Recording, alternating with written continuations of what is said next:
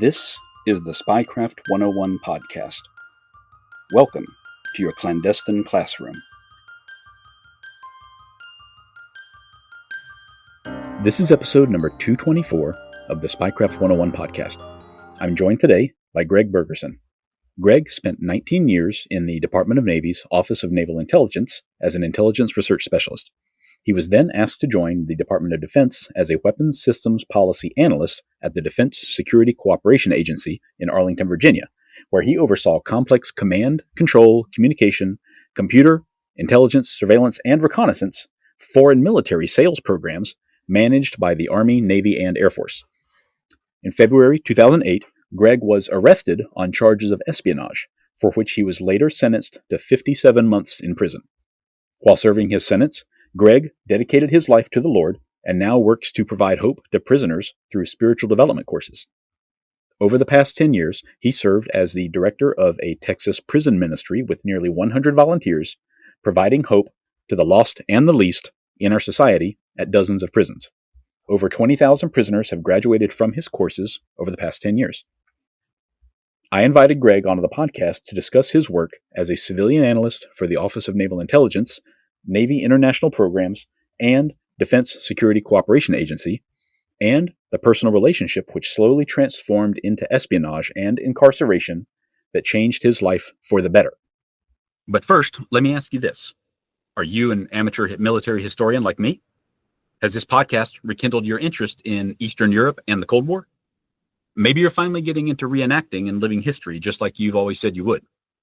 If so, you should check out the incredible collection of surplus military goods at Krashiki.com. Chris himself scours the world for the best uniforms and field equipment available and delivers them right to your door. He's got almost anything you can imagine and many things you haven't. Uniforms from East Germany, the Soviet Union, and modern-day Bulgaria, Poland, and Russia are all available. Rucksacks, mess kits, and load-bearing gear are also up on the site right now. The inventory is constantly changing, so you never know what kind of gems you might stumble on, all at very affordable prices. Find it all at Krashiki.com. That's KRUSCHIKI.com. Or just click the link in the show notes of this episode and use the discount code SPYCRAFT101 for 10% off your order. Gregg, thank you for being here. Thank you very much. I'm very excited to have this opportunity so I can tell, the whole story to an audience. But I want everyone to understand before we begin that I am guilty and take full responsibility for my immoral, unethical, and illegal behavior. I pled guilty willingly and gratefully accepted my sentence. I served out my sentence and made restitution where possible. And lastly, I do not excuse, equivocate, or minimize the severity of my crime because I betrayed not only my oath to my country, but my oath to God. For I swore to protect and defend the Constitution of the United States, so help me God. My story is a testimony, God's love story, a story of redemption. I hope your audience finds it interesting. I think that they absolutely will, and I certainly do myself. I can tell you that much, Gregg. I learned about this several years ago, and just through my normal research that I do all the time. But I honestly never expected to be able to discuss it with you in person. But here we are now, so I'm very grateful for this opportunity that you have given us. Well, I'm grateful that you reached out to me. I did not reach out to you. I guess the timing was very prescient because a lot of things have come together to make this possible, and I appreciate you reaching out to me. Absolutely. I'm grateful. So let's go all the way back to the beginning of your story. Can you just talk a little bit about, growing up, your childhood, and what was it that ultimately led you to join the Navy? I grew up in a normal middle-class household, and my parents, were like any other parents. They wanted me to grow up and be successful and happy. And success was basically to get a job as a lawyer or a doctor because they made lots of money. So I really had no choice in my childhood. I always knew that I was going to go to college, and I was always oriented towards international. But success that I learned as a child through my naive mind was basically the accumulation of power, prestige, or wealth or possessions. That was the definition of success. And the only way you could get that is if you went to college and you got a good job, you made lots of money, you provided for your family, and then you would find true happiness in life. So that was kind of my distorted view of how to achieve success. Yeah, no matter what it costs. I can understand that, and that's a view that a lot of people have, certainly. And just as you said, that's really not the only path or the only means to success in life. And a lot's happened since then. Of course, I'm sure your perspective has changed drastically, to say the least. So, it does not sound like that would have led you to Navy intelligence. So, when did that change come along? Was it just a chance meeting with a recruiter or something like that? Well, in college, I studied history. I have a master's in history, a master's in economics, and I also have an education degree. I learned that, like every naive young graduate, I wanted to go out and change the world. Well, you can't change the world unless you have some kind of power or influence. And the best way to have lasting change is to do it from within, not from without. Every revolution leads to a counter revolution. I'm not interested in that. So I realized that I had an attraction. There were recruiters from CIA at the university that I went to. I did not recruit with them, but I found myself in Washington, D.C. and talking to a lot of people, and they suggested I apply to CIA. And I did, because my background kind of fit well with them. And I interviewed with them. The process for security clearance is very, very long. And meanwhile, I became a consultant to make money in that. Many years later, when I was offered a position at Naval Intelligence, so I took it. Oh, okay, I see. So you were not like a young enlisted sailor signing up then. Is that what I'm hearing? I was never a member of the armed services. Okay, I've got you. I was a civilian at all times. Okay, I see. That makes sense. So did you look at other options besides CIA and before you joined the Navy, and what was it about the Navy that you liked? Well, yes. Well, I was in college. I was in Naval ROTC. The Navy really attracted me, especially during the Vietnam War time, because I love the idea of having some kind of control. Navy is unlike the Army and the Air Force. When your ship is way out to sea, the captain is God, and he has to make decisions without prior senior command's authority. That invoked me. That basically gave me the idea that I could have more of an impact in the Navy than if I were to join the other services. Okay. Interesting. That makes a lot of sense. Yeah, there does seem to be, just from my outsider perspective, I've never been a member of the Navy, but there does seem to be a lot more autonomy for the senior officers, like you mentioned, the captain there. That's very interesting. I'm very curious, what was it like being a part of the uniformed service without ever serving in uniform exactly? Like, were there some like cultural conflicts or anything like that, or like a different mindset that you brought, as opposed to the other like prior service civilians, for example? Well, the military had great structure in it. It had a very good chain of command. It gave me the structure I needed, not having that structure growing up in my youth. And therefore, I appreciated the professionalism. I appreciated the chain of command. I appreciated the rigorous rules and process and procedures that were in place. I enjoyed that. Okay, I see. Was there any sort of like training pipeline for you as a new civilian? Like, how did you learn about the Navy ranks and history and that sort of thing?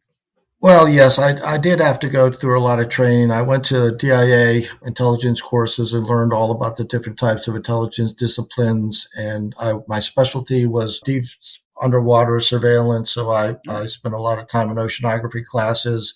And my first job in naval intelligence was a technology transfer analyst. So I was basically going through all the intelligence reporting and finding potentially illegal diversions of dual-use technology that both had a civilian and a military application, to keep it from going to the prescribed countries that we were trying, Warsaw Pact, Soviet Union, etc. I became pretty good at that, and that was my specialty. But it didn't last very long, because while I was doing that and getting some accolades in that area, my office had the responsibility to represent the Navy on two interagency intelligence committees in downtown Washington, led by by the director of CIA. And one of them was called COMEX, the Committee on Exchanges. And since I was the only guy that wore a suit and I worked at a remote site on the Chesapeake Bay, they decided that I should go down and represent the Navy at the Committee on Exchanges. I did in 1986. I was asked to join COMEX. Okay, and was this like a how do I put it? Like preventative in nature, like trying to stop the tech transfer, or was this more involved like the foreign military sales that we mentioned earlier?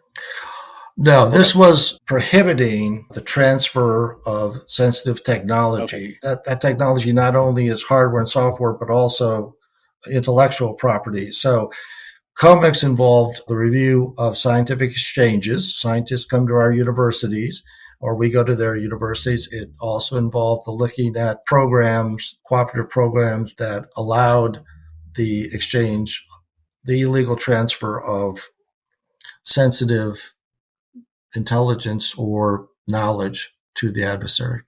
Okay. Yeah, I see. And I know that's still an extremely serious concern right now, right this minute, as a matter of fact.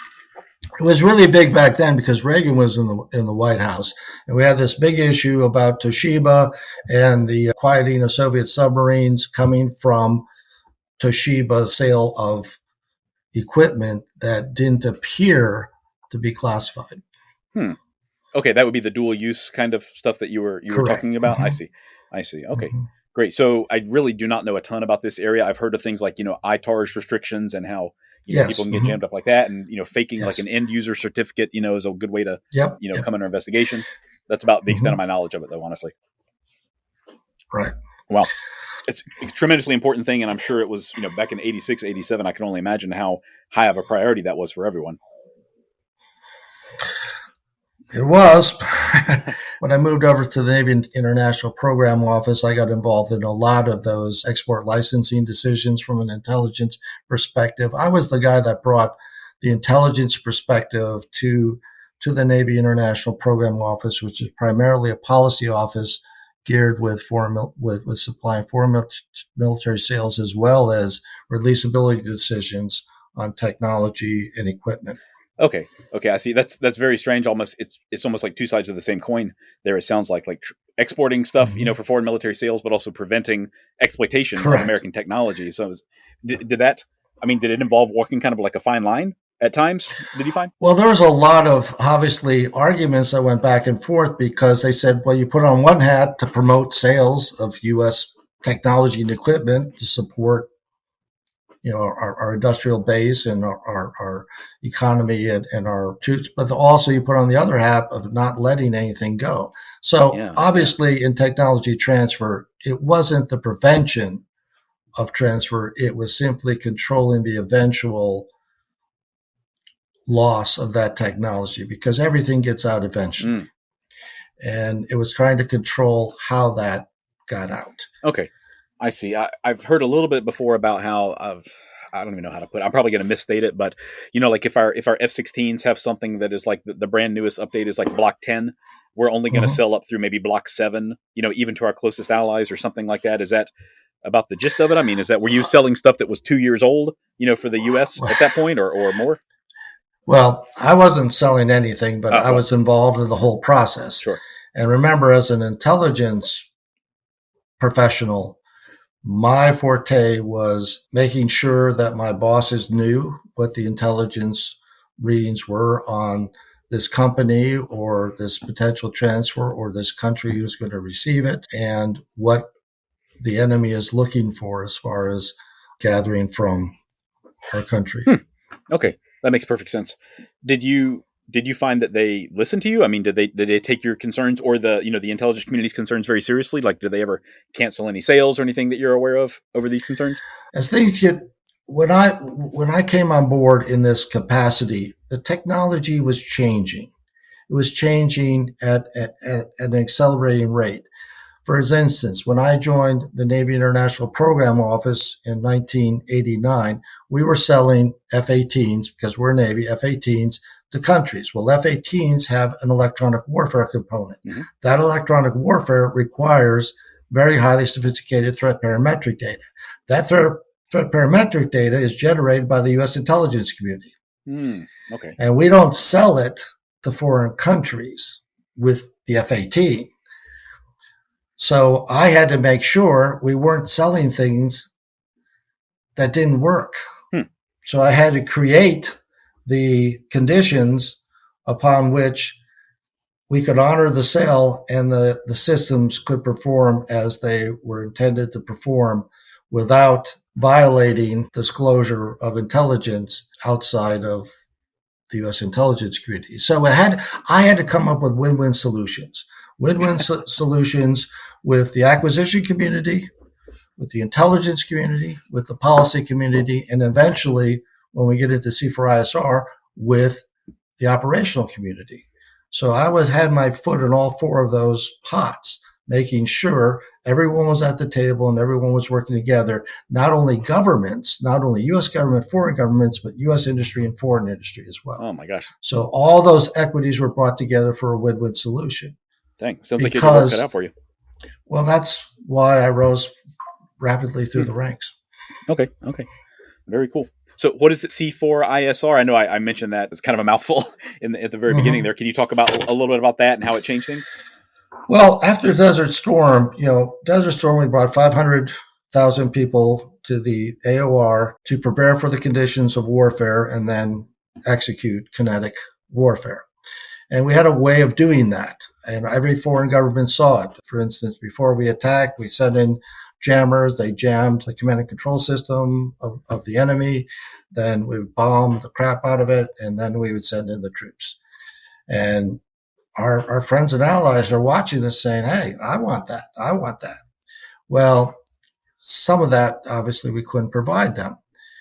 Well, all of that changed in a matter of a very short number of years as we had a revolution in military technology with the advent of smart weapon systems. We also had the advent of computerized systems so that we could have all source intelligence fused to provide the operator and the policymaker with near real-time information on the common operational picture and the common tactical picture, so that a pilot, before he takes off, knows what's going on at his target 500 miles away, where all the threats are in his target, so he can avoid them. And all that stuff had to work. And that was my responsibility when that first came about in the Navy, because of my work with the intelligence community for the electronic warfare systems, the operational community as well. Wow.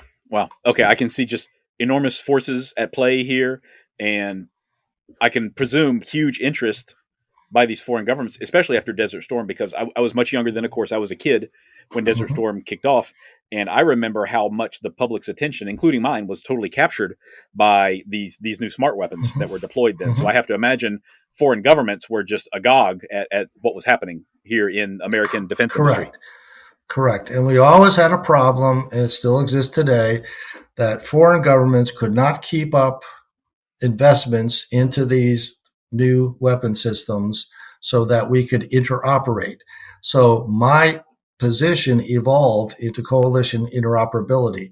That was my primary task in Desert Storm, Desert Shield, and future operations with Afghanistan and Iraq, is to make sure that the coalition had the wherewithal to be an asset to the coalition and not a deficit. During Desert Storm, most coalition members were isolated and weren't allowed to get into the fight because we couldn't trust them, because they didn't have systems. They couldn't distinguish between friend or foe, and they'd shoot us down by mistake, or we'd shoot them down by mistake. Well, in the era of C4ISR, that wouldn't be the problem, because we'd be sharing a lot of information from classified and unclassified sources that is fused together to give situational awareness, so that the Army troop on the ground can see what's on the other side of the hill before he goes to the other side of the hill. Same thing for the pilot and the ship driver. They know what's going around right now and what's going on where they're heading. And that allows us to do more with less. Why didn't we send 500,000 people to Afghanistan? Well, we didn't need to. We had this capability where we could send in special forces. We didn't need all those troops. We didn't need them the second time we went into Iraq, because we were able to use more sophisticated ways of defeating the enemy without kinetic force. Right. Yeah, I can see just how unbelievably important this was, like dawning of a new era, truly, and it was. Right. It really played out that way. So Mm-hmm. when you talk about coalition interoperability, Mm-hmm.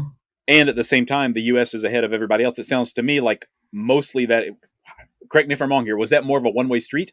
Really? Like, I mean, they mostly came to us needing something from us for the coalition to work. Yes. So how did that play out? Like where the rubber meets the road? I mean, were just people coming to you hat in hand all the time back then? Well, they weren't coming to me. They desperately wanted all of our equipment and technology. That began the dialogue. Once the sale was consummated, then I got involved. Well, and the sale couldn't be consummated until I had agreement from the intelligence community and the operational community, which is primarily my responsibility. I also worked a little bit with the policy community, but other people were more expert in that role. And that was the real role. And then when I was asked to join the Defense Department's Defense Security Cooperation Agency, my primary role was to sit on those to represent equities of the Defense Department with the combatant commanders on these important issues, as with the understanding that we needed an agreement before sophisticated weaponry or we could build C4ISR architectures for foreign countries. All that had to be approved in advance. Mm-hmm. Okay, I see. So since you mentioned going to the DoD, did you cease to be a Navy civilian employee at that time? Like, was this a huge career transition for you? Yes, that is when, up until that time, I was a member of the U.S. the Naval Intelligence Community. I had an intelligence billet in the Navy International Programs Office. I was the only one. I did not have an intelligence billet with DSCA, but obviously my relationship with the intelligence community was quite robust. Okay, I see. So this was, I mean, you're still basically in the same area. You're still, a civilian employee, but what was it that led you to leave? I mean, did they give you some sort of like promotion opportunity or something, or was it just some interesting work coming down the pipeline? Well, everything was evolving into joint programs because, this was no longer about a ship or a plane or a tank. This was about an integrated approach to coalition interoperability, and therefore it involved all the tri-services. So I had to, many times when I was with the Navy IPO, I had to help out people in the Army, not so much the Air Force, but a little bit with the Air Force. And there was technology involved that had to be managed correctly. There was who's leading on this or that program. There was a lot of money involved too, and this was getting to be huge, multi-billion-dollar programs over many years. It was really major emphasis of our coalition interoperability. Mm-hmm.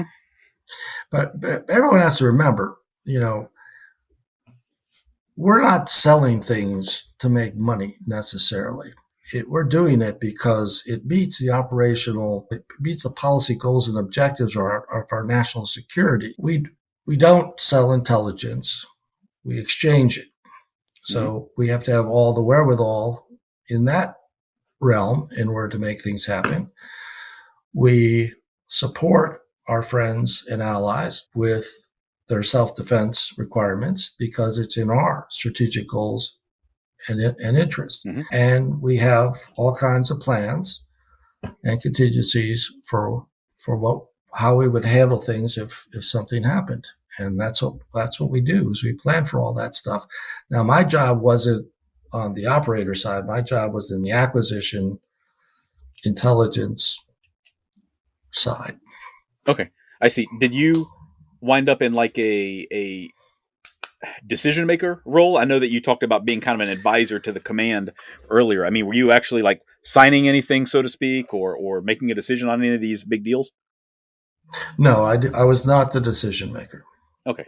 I'm just trying to figure out how your role changed. It sounds like a very interesting world, and it sounds like you were kind of one of the major players in that kind of small world. It was a brand new world, and I was positioned right in the middle of it. So that's why I kind of became the point of contact in DoD for C4ISR, because I had the contacts in the policy acquisition operational community. And remember, at this time, everyone's focused on domestic. We've got to get our domestic C4ISR architecture and policies and procedures and technology in place. It was only later on that it became important that we were facilitating coalition interoperability by helping our friends and allies grow in this area as well. Sure. So were you ever individually, first of all, let me back up. I'm sorry. When did you move over to DSCA? Was this like mid 1990s? Have I got the timeline correct? No, this was 2004. Oh, wow. Okay. I see. Okay. So quite a bit later. So I was 19 years in the naval intelligence community, assigned to different offices, I think 3 or 4 years in DOD with DSCA. Okay, I see. That makes more sense. I was trying to figure out how long you had been there. It was not as long as I thought for some reason. Do you also have any? It's clear that the coalition partners they want and need something. What about the industry partners as well? Because clearly these are presumably like $1 billion deals for some of these major defense contractors. Were they all over you in some way, shape, or form during your tenure there? Of course, they were always interested in lobbying or helping in any ways they can because they wanted to make a sale. I did not have any role in deciding who received contracts or no contracts. I was in the oversight business, not in the program management business. Okay, I see. So were there other people that were like within the program that were like more interesting to the defense contractors than, would you say, like somebody who would be, who was not in the oversight role like you were? Yes, the program managers that actually awarded the contracts. Okay, yeah, I can see. What did you see or did you hear anyway about like, inappropriate levels of pressure being put on these program managers to like make a deal go through as quickly as possible, for example? No, I really didn't have a great deal of visibility on how program managers manage their programs. Okay, I see. So kind of to the story, the part of your story anyway that so many people know, when did you first meet this guy anyway that, was kind of linked to you in the news later on? How did that occur? Well, since I was working with a lot of programs in a lot of different countries, I was also dealing with hybrid programs, and these are classic commercial intelligence programs for various countries, which all required approval of the government and an FMS contract in there some way because of the sensitive technology that was involved. So I was brought into the discussion with a retired flag officer from the U.S. intelligence community who was doing a hybrid program with a foreign country, and Kuo was with him. So he introduced me. And he introduced me as a guy that was interested in facilitating closer relations with the U.S. and Taiwan. He was a U.S. citizen, naturalized U.S. citizen, born in Taiwan. His father-in-law was General Chiang Kai-shek's favorite general. He was connected. Okay, that's how I met Kuo. Wow. So yeah, being introduced by a former flag officer, that would probably cause me to think that there was no issue here at all, that this was, a normal part of your job, I guess. Well, it wasn't just a flag officer. It was a flag officer from the U.S. intelligence community who had access to know who Kuo was. Oh, yeah, I had no idea about that. Was that ever in the news reports about you that you know of? No. Oh, man. No. Okay, very interesting. Yeah, that is not what I expected at all, quite frankly, about how this relationship began. So was this like a lunch together or something like that, or a conference, or what? Yes, it had to deal with this program, this hybrid program, commercial intelligence program. And there were many meetings in Taiwan at a very senior level, including the president's national security advisor, of which Kuo was present. And there's a lot of highly classified information discussed at those meetings. Oh, wow. I didn't invite him. Oh, wow. So he was in cleared meetings in Taiwan about this program? Did I hear that correctly? From what I understood. Okay, I see. Wow. Okay, yeah, I can understand why you would not, the warning signs were not there anyway. It doesn't sound like at the beginning. Well, it still doesn't excuse me. I had an obligation to independently validate and verify that Kuo was authorized to receive classified information that I did give him. when I tried to establish his bona fides with members of the legislative yuan who were threatening to cancel a $5 billion C4ISR program. So I did not do what I was supposed to do. Okay. Yeah, I definitely understand. And I don't want to, try to excuse, whatever happened, but I just have to admit that this is not the way that things started as I would have expected them to. So how did this relationship develop exactly? Well, this program is about spycraft. You just Right. learned about a form of spycraft. Yep. Social engineering. Of course. Getting someone that you trust to vouch for someone who is a spy, a real spy. That's what happened. Couldn't agree more. Okay, so what was your question? I'm sorry. Just how did the relationship develop from that first lunch together, first handshake? Yeah, I kind of ignored him because he was really not important to me. I had my eyes focused on a lot of other areas, and I really didn't pay attention to him too much. And I did ask the general many times whether I could trust him and whether he was clear. The general said he's here to help us, and I thought that was a nod, but it really wasn't. It was basically I should have had my shields up, and I should have been more diligent in my behavior. So the relationship really didn't develop for many, many years. It's only when I had learned that the $5 billion program was at risk of being canceled. And I don't know if that's true or not. And many people ask me, why do you care? And when I help in a lot of these programs, sometimes I have to change U.S. policy, and I change U.S. policy to make this program work. And I can't get into those details, but suffice it to say, I felt invested in this. So I went the extra mile. And since I knew Kuo and I knew he had access, I kind of recruited him to help me get in front of the people that needed to hear what was really going on with the program. These people, were they, who were they? I guess I'm not sure who you're referring to. Well, the people that control the budgets in Taiwan in their legislature. Okay, I see. So for help with the Taiwanese government. Was he able to deliver on anything that you were expecting or asked of him? No, he never delivered on anything. Okay. What was he asking from you in return? Like, was there a point where you were like, wait, what's going on here? Well, he wanted to have a side contract for his own business to make money. Okay, so if I recall correctly, he had he was based in Louisiana primarily. Was he trying to start a new company, or was this for the same company? He was putting together a consulting firm to compete for these contracts. Okay, I see. Was he offering you anything to help out with this at this point?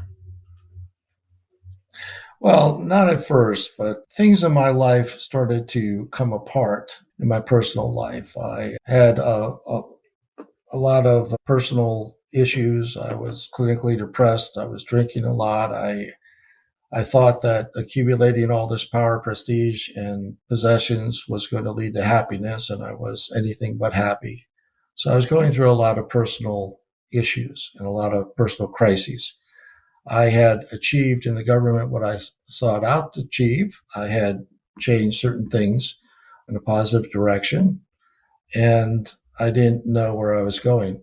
So I was in a real personal crisis, emotional, mental crisis at this time, to the point where, like I said, I was drinking a lot, taking prescription pills, and not fully functioning on a normal level. I was mostly drunk every time I was meeting with Kuo. Oh, wow. I really don't remember a lot of things that happened.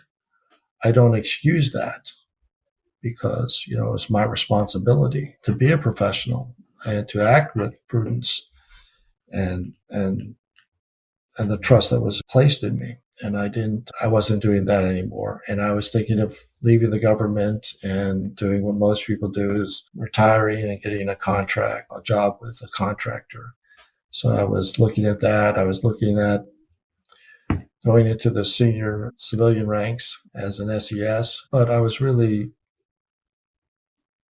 had a loveless, I it was a time for a change in my life. It was time for me to do something else. Okay. Did Kuo know you on a personal level at this time? Like, was he aware of any of these things that were going on in your life? No. Okay. So obviously at some point you accepted some money from him. How did that begin exactly? Well, okay. So I was in Vegas. I was gambling. Oh, I had, listen, my whole life was falling apart. Mhm. Okay. I was drinking. I was gambling. I was womanizing. I was really totally bereft of any moral compass, total lacking moral integrity. And I was in Las Vegas gambling, and I ran into Kuo, believe it or not. And I was drunk, and he said he'd like to stake me $3,000. Okay, fine. We'll split the proceeds. Right. Well, what if I lose it? I said, it doesn't matter. I'm a rich guy. Do whatever you want. And naively, and I accepted that. And when I accepted that money, I committed a crime. And the crime, I cannot accept anything like that as a government official. Mm-hmm. But like I said, I was falling apart personally, and I just betrayed my oath. So he gave me $3,000 then, and then another time in the car that was covertly recorded by the FBI, he gave me another $4,000 in, well, he said to pay me back for some expenses I incurred in Hawaii that he was supposed to be at. He never showed up. But the point is, I was naive, I was bereft, and I was personally in crisis. At that time, that first time in Las Vegas, did you recognize that for what it was at that time, or did it come to you maybe much later on? It did not. I thought that he was introduced to me as a very wealthy guy. So I thought he was independently wealthy. And I didn't connect it as a bribe, but I guess it is. It was wrong. And I regret it. So it totally gave me $7,000. He also gave me a figurine, and he gave me some pearls and a bunch of cigars and dinners.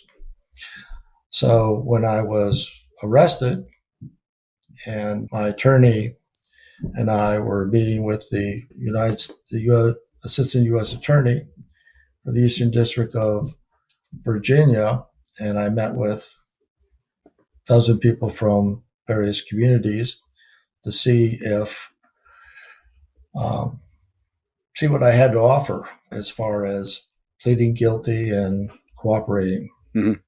100%. I took all those items he gave me, including golf shoes and everything, and a cashier's check for $10,500, and I gave it to the U.S. Attorney because I knew I can't have any of this stuff with me anymore. That this was all tainted stuff, and I could not profit from my illegal actions. So he gave you things, money and gifts on a number of occasions.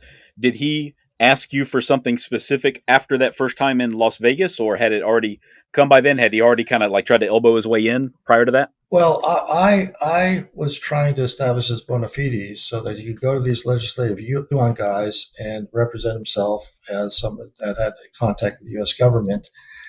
And in doing that, I disclosed classified information. So that's how what I did was illegal. He wanted information about future weapons sales because, boy, only an official of the U.S. government would know these things.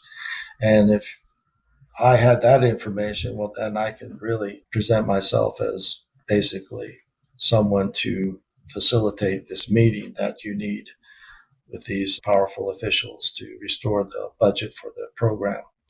I mean, that's the way my demented, convoluted mind was working. I totally had given up.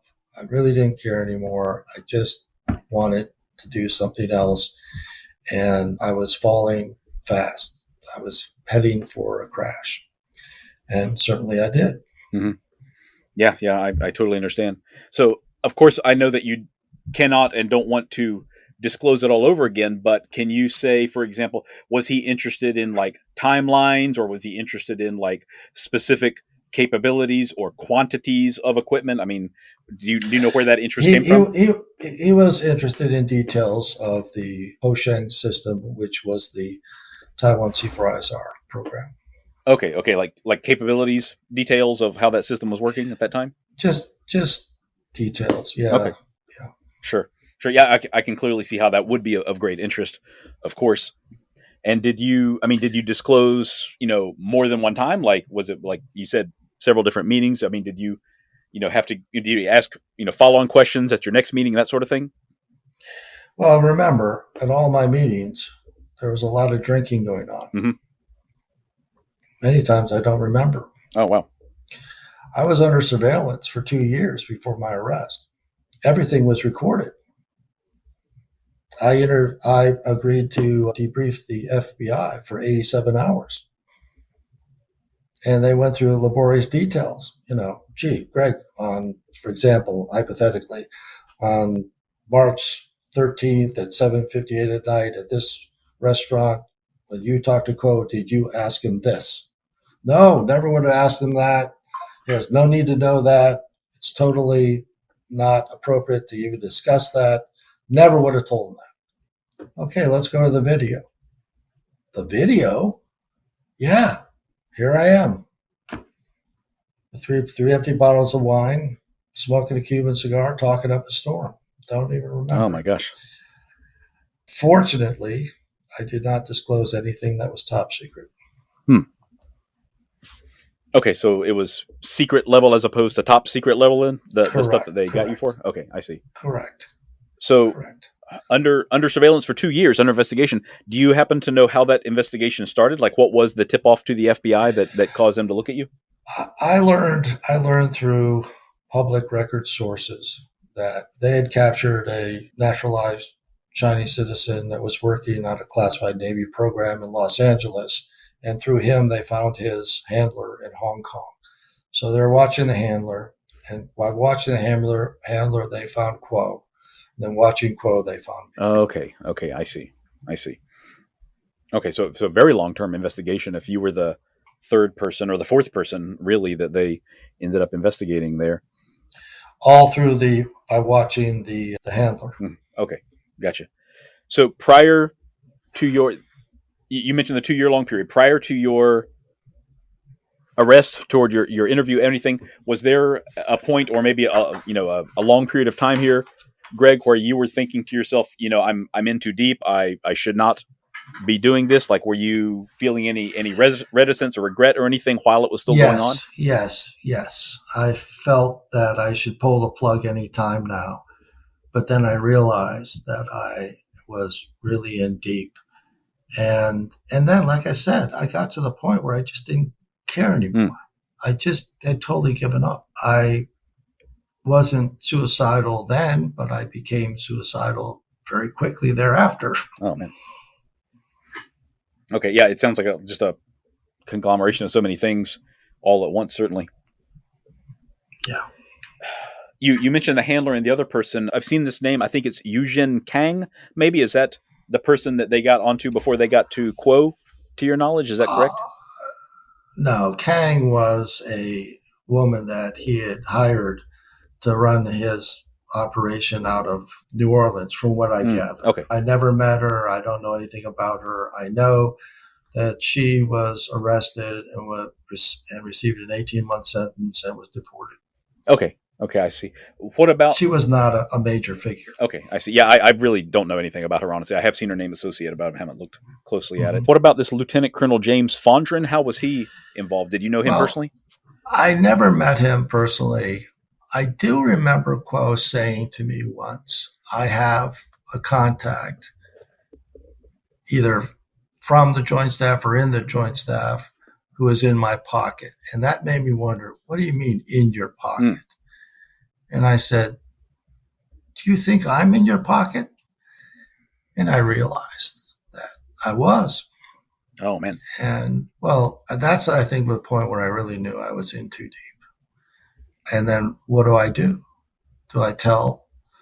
Who do I tell? Or just go along and doesn't matter. Yeah. I don't care anymore. Were you just hoping that it would not boil over? Essentially, did you think that maybe another year and Kuo's going to go back to Taiwan for good, or something like that? Yeah, I guess I did, but I guess I was looking for an escape hatch, but I really didn't think that far through. Okay. I was just horribly loss of control of my entire life. Dang. Did you think that he was just a guy asking some, pointed and like inappropriate questions, or did you start to believe that he was genuinely, a foreign intelligence officer that was, recruiting you, for example? I never believed that he was a foreign intelligence officer. I thought that he either had to be under deep cover for us or for Taiwan as an intelligence officer because of his access. Well, it's pretty obvious that he wasn't part of our team, but I just didn't know. Okay, I see. So ultimately, the FBI came after you, of course. Can you talk about how that happened exactly? Like, was it just a complete surprise when they showed up? Yes, it was. It was a complete surprise, and they came, classic FBI 6 a.m. morning raid with lights, bullhorns, SWAT with their night vision goggles on and their infrared scopes and all that. Every morning I would go to work out across from my office in Crystal City. And so I had them on my gym clothes, and I opened my garage door to pick my Washington Post. And then there's the spotlight, there's the freeze, hands in the air, FBI, drop your keys. And then this black ninja comes out of the darkness and runs in with a gun pointed at me and then pointed at God knows where, and then goes running into my house. Now, so that's what happened. Oh my gosh. What a way to start your day. Yeah, the neighbors, it was reported in the paper that the neighbors were obviously looked out their windows and said it was an episode of 24 happening in their own backyard. Mm-hmm. Oh my gosh. So just complete shocker there. Do you know why they chose to arrest you then if the, investigation had been going on for 2+ years? Like, why not wait another month or 6 months or whatever have you? Like, was there a catalyst, I guess? Yes, because I was on my way to the Singapore Air Show.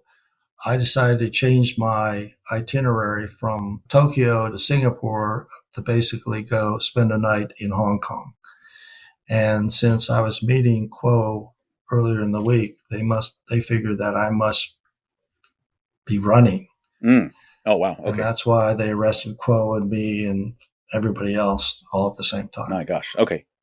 So was Kuo in the area, or was he back in New Orleans at that time? Yes, we were supposed to meet for dinner that night. So he was staying at Fondren's house. Fondren and him were best friends. Oh, okay. I see. So Fondren and he were arrested together then, I guess, that morning? I think so, okay. Yeah. Wow. I really don't know the details of all that. Yeah, I'm sure it was a news blackout for you at that point. So what happened? Did they put you in handcuffs right then and took you to the Washington field office or something like that? Yes, to the FBI Washington field office, and then I invoked my rights to have an attorney present. I asked what I was being arrested for, and they said, "We're arresting you under the Espionage Act." And I really was dumbfounded as to what was going on. And then they took me to the field office and showed me the same video they showed on 60 Minutes of me in the car with Kuo saying all the things that I said. Okay. Yeah, I've seen that video as well. I know a lot of people have, honestly. Actually, and that brings up a great point. Was that your personal vehicle that they hid a video camera inside? Or that was a rental car. Kuo had rented that car from the airport in Baltimore, and then he was driving me to the airport because I was on my way to a foreign country in support of a DoD program. It was during that trip that I had disclosed to him the classified information about future Taiwan weapons sales. Okay, I see. And like it shows in the video, I know that he reaches over and puts some money in your pocket, right? Is that the 4,000 that you mentioned? It didn't look like 4,000. It looked like a smaller amount to me on the video, at least. Correct. That's what happened. Okay, I see. And was this just like days or weeks beforehand, or was that like quite a bit back in the past prior to your arrest? No, this was actually 6 or 7 months before my arrest. Wow. Okay. So I had learned from press reports that they had intercepted the information that I provided Kuo in Chicago in his luggage, and they put it back in and let him go to China. So they knew the information. Well, in the end, when I was before the judge asked for an assessment from the U.S. intelligence community as to what damage my actions caused the U.S. national security, and it came back that it was minimal. My damage to the U.S. national security was minimal. Because, remember, I didn't give the crown jewels. I knew that this information usually is declassified once the foreign customer asks to buy these systems. They become a member of the public record. And again, that was the way I rationalized and justified doing what I was doing. It was still classified secret. I still violated the law. I still acted irresponsibly. I still violated my oath. Okay, I see. So obviously, you, like as you said, you were extremely shocked to be arrested that day. Did you, after you consulted with your attorney, did you choose to cooperate? I mean, did you plead guilty? Did you plead not guilty? Like, what happened after that? This is you want the story of my redemption. This is where it begins. Okay. And if you allow me, I'll just explain. Sure. So here I I'm taken to my arraignment for bail. My attorney can't attend, so they take me to the Alexandria County Jail and they put me in a holding tank. And it's in the holding tank that I heard CNN headline news. We just arrested a major spy group in the Pentagon headed by Gregg Bergersen. I go, oh my God, that's me. So I'm really getting depressed about this. And then I actually see Kuo come in and go by me, which I thought was amazing because I initially thought he was an FBI undercover agent who had set me up for a fall. Mm-hmm. Yeah. Remember, I'm delusional. Okay. Mm-hmm. I'm completely delusional, completely morally bankrupt. And then a female from the jail comes to me and says, listen, your picture's all over the press and TV. People want to kill you. We're putting you in protective custody. So 10 o'clock at night, they take me up to the 5th floor. All the lights are off. They have electronic systems. So the one cell light is open and out pops a short black man. And the black man says, hey, my name is Wink. Look, wink, wink, wink. He starts winking at me. I go, okay, you're Wink. Now you have to remember, I am totally unfamiliar with the criminal justice system. I've never been to jail. I've never been to prison. Mm-hmm. I don't know anything about this. In fact, if I had been invited to a cocktail party to meet Chuck Colson, I wouldn't have gone. Why? Because he's a convicted felon. I don't want anything to do with convicted felons. There's something wrong with them. They lack willpower. And I don't want anything to do with them. Well, now here I am. The door locks and closes, and I'm in there with Wink. And I'm thinking to myself, I'm definitely going to get raped, molested, or knifed. It's just a matter of time. And then the lights go off. Wink makes my bed because I didn't know anything. And he's sleeps on the shelf and I'm on the floor. And the lights are off and I'm just shaking in my bed. I can't sleep. I just think, boy, I'm just waiting for the assault to occur. And all of a sudden I hear a voice 2 hours later. Don't do it. I know you want to commit suicide. Jesus loves you. Don't worry about your family. This will bring you closer to them. And that was Kuo. Next morning, Kuo has got this table outside our cell. And he says, this is our table. This is where we're going to sit, but don't get comfortable. You're going home. My picture's on the front page of the Washington Post, and all these other prisoners are looking at me and pointing at me. I said, I don't think so. I'm being accused of espionage in Washington. They frown upon that here. So my attorney shows up. I said, listen, is it true? Is Kuo really? Yeah, he's a real spy. You really got played. You're in deep kimchi. And I said, I'm guilty. I want to plead guilty. I did exactly what they told me. Well, let's not jump to conclusions. We got to look at this carefully. And let me go talk to the U.S. attorney. And I said, well, you tell them that I want to plead guilty. What I did was wrong. And I want to take my licks and get on with my life. And he came back and said, yeah, you're going home. U.S. attorney thinks you're a big fish and they want your cooperation. And so on my way home, thinking about how I was going to commit suicide, I received all these calls from people, friends and families domestically and internationally, with just unconditional love for me. So any thoughts of suicide went away. So I'm at home, and they're in the process of suspending my clearances and basically firing me. Well, I already knew I was going to plead guilty, and my whole life is spinning down the drain to the gates of hell. And my family, I invited all my family to come over and see me because I definitely am going to prison. I just don't know when or how. And we should have one meal together. I had a wine cellar and a lot of bars and stuff like that. So we had a gourmet meal and we drank. And my sister-in-law from Wisconsin came. She's a Christian. I told my brother, "Don't listen. My whole life is spinning out of control. The last thing I want to hear about is about God and Jesus and religion." So the next morning after dinner, I'm in the kitchen with her, and I said to her, "Listen, Lisa, my whole life is just going. I can't handle this. All this stuff is being pressured upon me." And I said, "I release you from your commitment." She looks at me. She points her finger at me. She looks in my eyes and says, "God has been trying to get your attention for a long time. Does he have it now?" And that really shocked me. He says, "You can't carry all this stuff on your shoulders. Nobody can, but God can. So take it off your shoulders, give it to him. For you are loved and forgiven." So here I got Wink telling me about Jesus, and then before my sentencing hearing, because I pled guilty and I did my 87 hours with the FBI, basically explaining to them a lot of the details of technologies that were involved. I had my hairstylist come over and cut my hair. She said, "Last night we were at church, we prayed for you. Can I pray for you?" I said, "Sure." So she puts her hands on my head and says, "Last night we prayed, and here's what we heard from God. He admonishes you to welcome and accept the sentence you're about to receive. And listen to the words of the judge, for they are not of her, but are of God." And sure enough, I've been prayed. I was praying like crazy. I'm terrified. I'm really depressed. And I got a very light sentence. I got less than 5 years and no fine. I was facing a maximum of 10 years, $250,000 fine.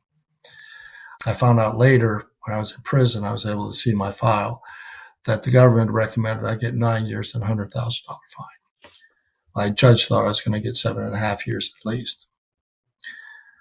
So my judge says to me, this is at my plea hearing, says, "You did all this for $7,000. I said, "No, I didn't. Money had nothing to do with this case." And the U.S. attorney stands up and says, "We concur. There is no quid pro quo money for documents. It's the relationship between Kuo and Bergersen over 7 years that led to the conditions by which classified information was transferred." That is a true statement. And she said to me, "Okay, you need to tell me before I sentence you why you did this." And I wrote her 10 pages about all the extenuating circumstances, which I'm not going to get into, but suffice it to say, I was very blessed to receive a very light sentence. As part of my plea deal, there was no objection by the U.S. attorney or the federal judge that I could serve my time in the white-collar camp. It's basically a club fed, they call it, minimum security. So I went to self-surrender to the camp, knocked on the door. I was very arrogant, and said, "You have my reservation. I'm checking in." And they said, they looked at me strange and said, "No, everybody checks in down the hill at the penitentiary." So I went down there and said, "I'm checking in, but I'm not staying here. I'm going up on the hill." And they said, "Yeah, we got your reservation. You're going into the big house." And I got with the warden and said, "Hey, wait a minute. I've got this deal. I've got this thing that they have no objection to me serving it at the camp." And he sat me down and said, "Well, you misunderstand, Mr. Bergersen. That was a recommendation. We are the Bureau of Prisons. We determine where you serve your time. You're a spy, and you go where all the spies go, into this medium high security prison with all, gang members and just very bad people. So I was terrified. I was absolutely terrified. I didn't have God in my life. I tried to do all this on my own.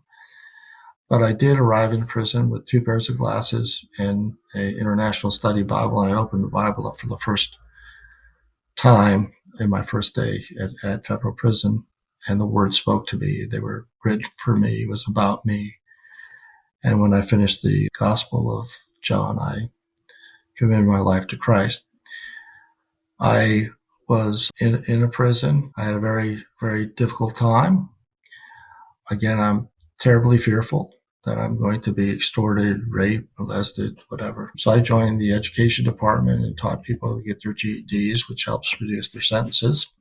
And then I cozied up to the Mexican mafia because they were nice to me and I spoke Spanish. I could help them. And I was terrified. I know nothing about this culture.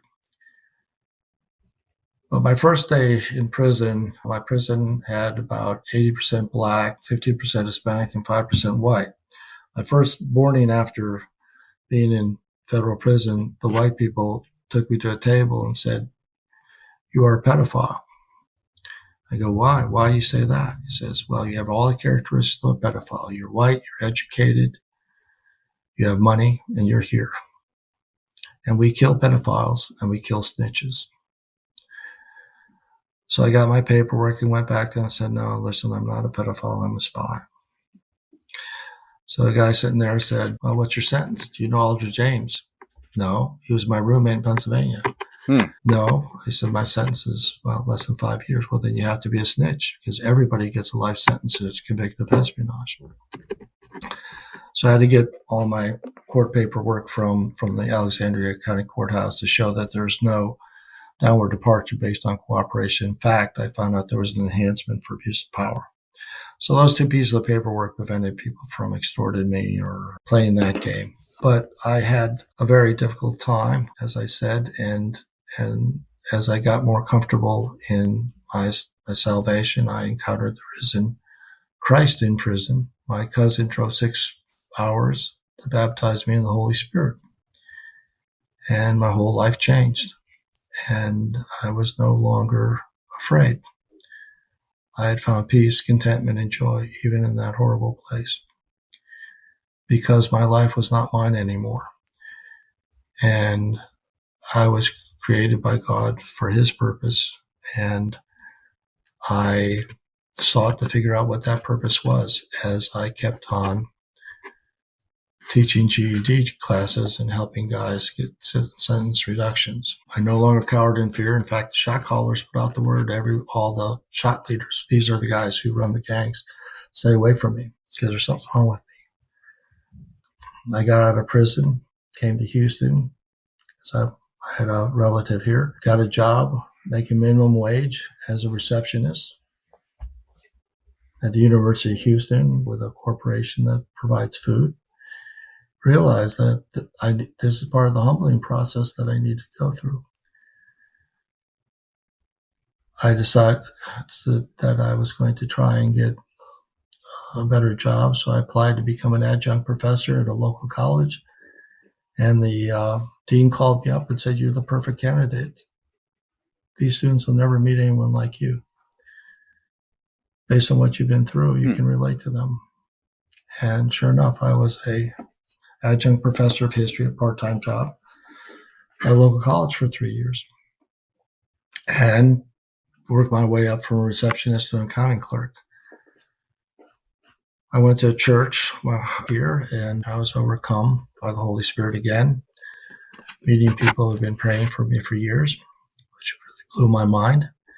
Took this Alpha course, which is a relational ministry of listening. After that, I felt this need to serve, so I started serving in the church, making coffee and food ministry. My pastor comes to me at the University of Houston and said, "If you could do anything for Christ, what would it be?" I said, "Prison ministry." "But I can't because the sheriff told me I can't. I'm a convicted felon. I can't get into prison for 10 years. He said, "Come with me." I went to a restorative justice program at a church, met all the people from England, the United States, and locally from Alpha as well as from Prison Fellowship. And they were doing these prison programs, helping people find hope, preparing them to reconcile with their family when they got out, they could be members of society. I just knew that was for me. So I sat down next to this woman. I told her my story, that I was under supervised release, which is like parole. Said, give me your paperwork. You can go in this weekend. She was the director of rehabilitation for the whole state of Texas. She was over all the programs. And I went into prison, started volunteering with Alpha and helping these guys find hope and a purpose. That's when I started telling my story. I tell my story, number one, so that they would know I'm one of them. But I'm also a living example that life is not over. That after prison, you do have something to look forward to. I show them the path that I followed. If it works for them, great. If it doesn't, that's okay. I realized that this is what I've been called to do. After I was done with my prison sentence in the fall of 2014, it was laid on my heart by God to quit my jobs and do what He wanted me to do, what He created me for. I said, I can't do that. Within 2 months, I lost both jobs. I was completely unemployed. And I said, God, what am I supposed to do? He said, prison ministry. But this is as a full-time paid position. So I contacted the national director of Alpha Prisons, told them that last night we just graduated 50 guys from a local prison. I think this is what God wants me to do, but I know there's no job and I know there's no money. He said, you're an answer to my prayer. I just talked to the big guys in London and they need help in Houston. Let me introduce you to the chairman of the board of Alpha Houston. 3 months later, I'm the executive director of the whole shooting match. Oh my gosh. If that's not God, I don't know what is. Absolutely. So from there, I ran into men of affluence and influence to grow the ministry. And I retired 2 years ago, but I still do it because I can't leave these guys. And I do this not because there's anything in it for me. I'm not paid anymore. I'm a total volunteer. But people have come to me and donated money to me. I didn't even ask them, and they're giving me money. So I can keep this ministry alive, and the money's for paying expenses. That's all. It's not for in my church, and my church supports me, and I'm trying to get it well established in my church so that they can participate in this wonderful way of helping others, helping the lost and the least find hope. And the prisoners ask me all the time, they said, listen, you're one of us. Why would you ever come back to this horrible, horrible place? I'm never coming back when I get out of here. He says, well, basically, one word, 4 letters, LOVE. I come back because I want to show you the love, the unconditional love that was given to me by God in prison. Unconditional love, something I had never, ever experienced in my life. And because of His unconditional love for me, I was able to love myself and therefore love others. And most of the prisoners tell me that what they enjoy most of the program is just seeing us come in and showing them this unconditional love, no judgment, no condemnation. We all fall short of the glory of God. We're all sinners. We all are unrighteous. So I'm not here as a paragon of virtue. I'm here as an ambassador to basically say, God has taken all the lemons of my life and turned it into lemonade. That's what I have to say. Wow. Greg, that's incredible. Yeah, thank you so much for sharing that. And I have, tons of thoughts because of everything that you just said. The biggest one, though, for me is what a incredible blessing it must have been to be able to shed that fear during your time inside, because I can just feel how suffocating it must have been, how all encompassing. And for you to be able to kind of move forward from that after this realization, after this acceptance, just a tremendous blessing, a tremendous gift that was bestowed on you is what it feels like. Well, most people told me not to do this interview with you because of that. They feared for me. They feared that there would be negative consequences, but God didn't give me a spirit of fear. He gave me a spirit of love. And if I am glorifying Him, then it doesn't matter what happens to me. It's not about me. I'm just a small clog in a big wheel. Mm-hmm. And I've learned that the self-centered selfishness that drove me all my life, the fear that drove me all my life. In fact, I'll give you an example. The last interview I had at FBI, the first, they wired me up to a lie detector, and they said to me, Gregg, we videotaped your arrest. You didn't react the way we thought you'd react. Did you know we were coming? No, I didn't. And I thought many, many times as I'm walking the track at the prison yard, why would they ask me that? And it dawned on me. Deep down subconsciously, I was relieved that the charade was over. I didn't have to pretend anymore. I could be who I truly am. And I think prison is the greatest gift I've received, because only in prison could I have found out who I really am. Not who I want to be, not who other people want me to be, but who I really am in Christ. It's incredible. I couldn't have found it anywhere else.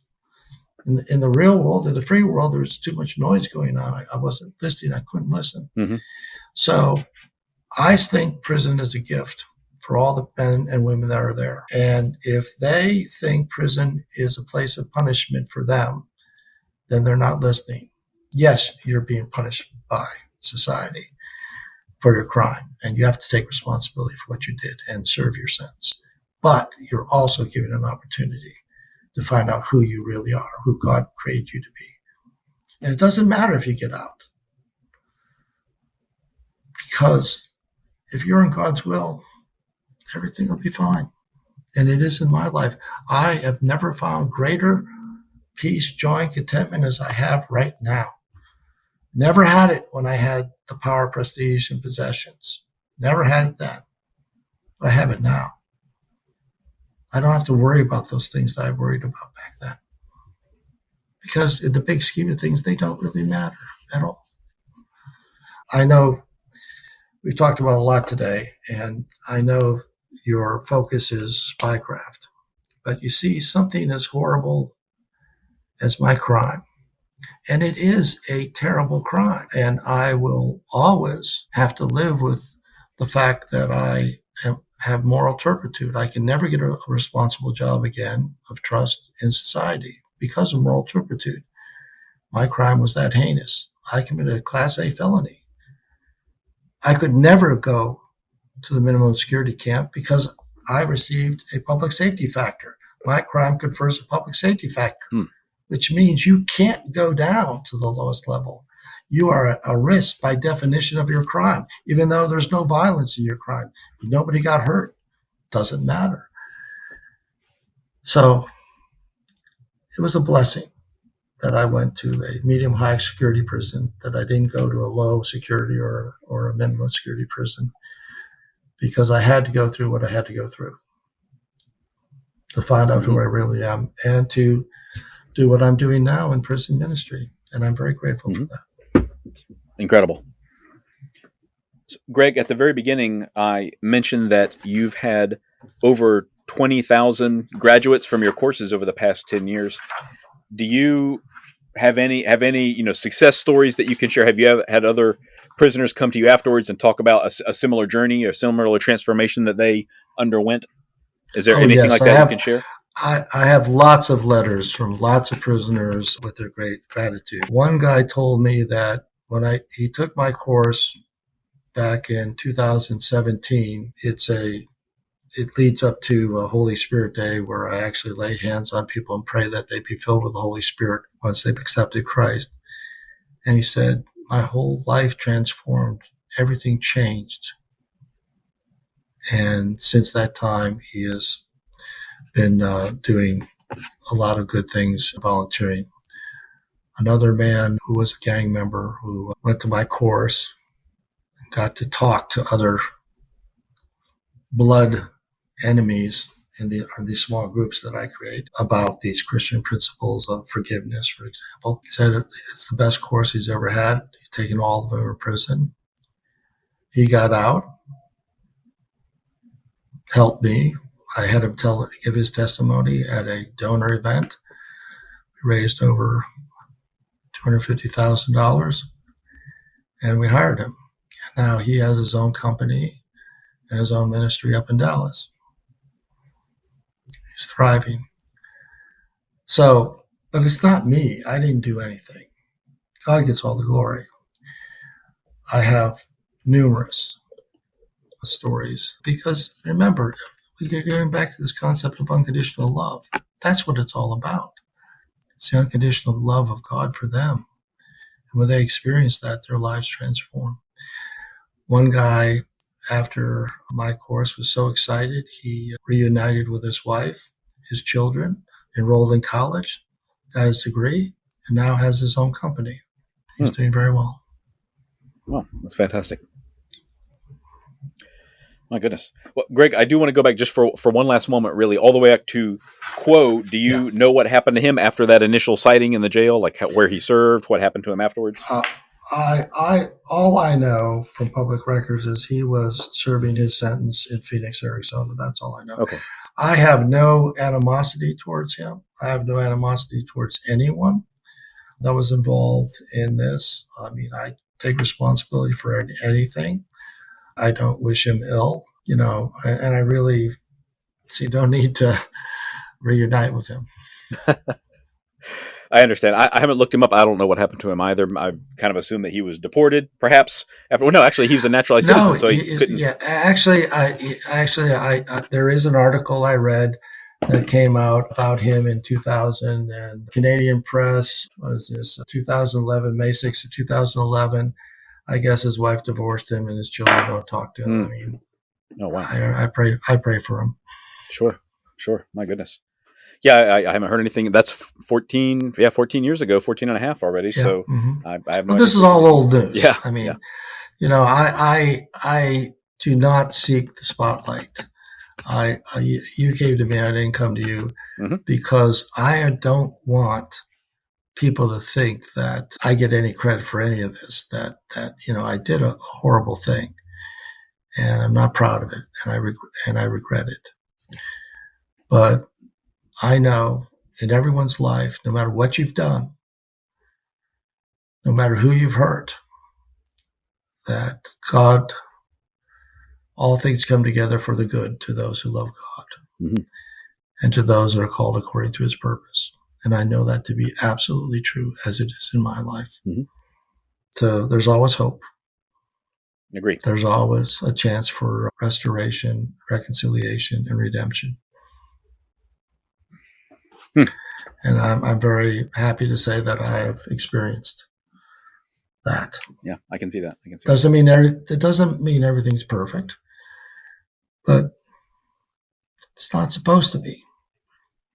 I live in a fallen world just like you do, and surrounded by evil. You have to look at the espionage business.